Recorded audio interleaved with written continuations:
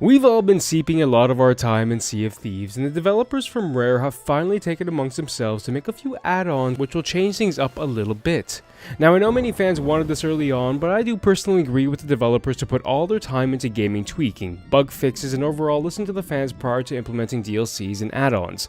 No reasons to rush DLCs for a broken game that requires a ton of bug fixes.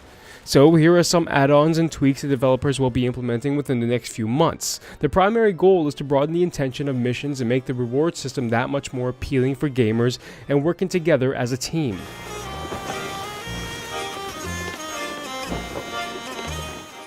Part of the new content, one of the first patches will be the Hungering Deep. It'll be coming out in May and will bring new AI threats to the world that will interact with you while you're sailing the calm seas.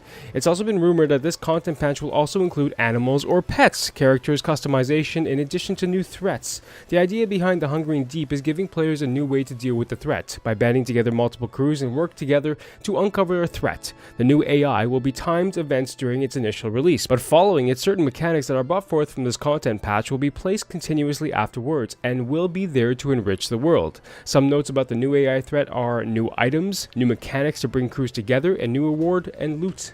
Very little details have come out on the rewards this AI will bring, but the developers have noted that certain teases and samplers will be spread and activated throughout the world to make sure to be on the lookout as we inch closer to that date. One of the goals the developers are working towards is weekly events following the first content patch in May. Similar to how some MMOs and FPS MMOs have weekly events with custom loot and rewards, Rare has taken it upon themselves to see exactly what events can be developed to give the world and players a new experience in Sea of Thieves. This will come with new rewards, new tactics, plus new mechanics in the game which will change as weeks progress. Some additions discussed are new ways to play and take part in missions, introducing hidden treasures. For example, having an NPC tell you that they lost something or somebody stole something of theirs and that you have to go out and find it, utilizing more of the underwater world in Sea of Thieves to bringing forward hidden treasures within there. Any events during this week that are done also work towards your levels in whatever alliances they work towards. So the weekly events won't just be for the loot itself or custom rewards, they will also help you towards your alliance goals. Weekly events will also look towards announcing patch content instead of just having a release patch note identifying what's to come.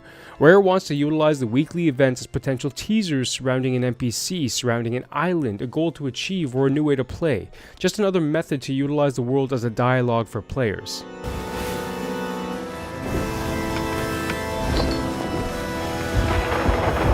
The developers have addressed some changes to the sunken ships, floating barrel mechanics in the game, where players will know less about what they have or not expect certain items.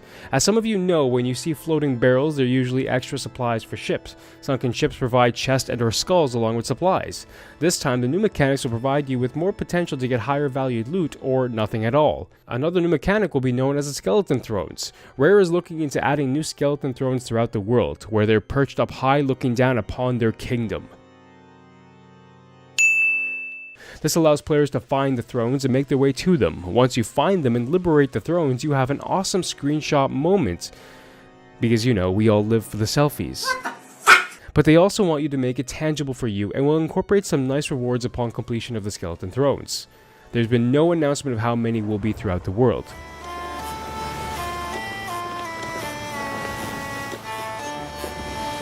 Following the first DLC, a first set of weekly events comes a second content update expected in summer named the Cursed Sails.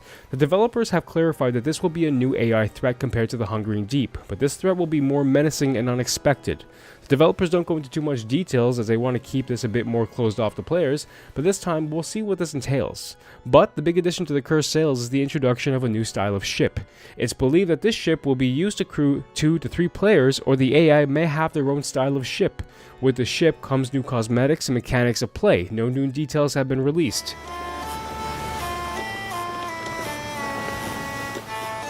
The third content update would also be expected in summer of 2018 is called Forsaken Shores. Based on the description, developers are looking to add a world with a new area to explore, leaving the map we all have gotten to know well. With this new area, there will be more dangerous events and threats will be more apparent as the new AI threat will be introduced that is more themed to that world. No additional details have been provided as of yet. As fall and winter come up, the developers are looking to add 3 more content updates with weekly events happening on a continuous basis. And as an added cherry on top, all content upgrades are free to players all around the world. What do I owe you? Nothing. It's for free.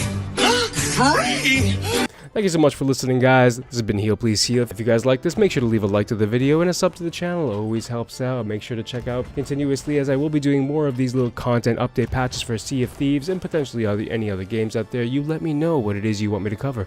Ladies and gentlemen, thank you so much for watching, and from me to you, make sure to heal. Please heal.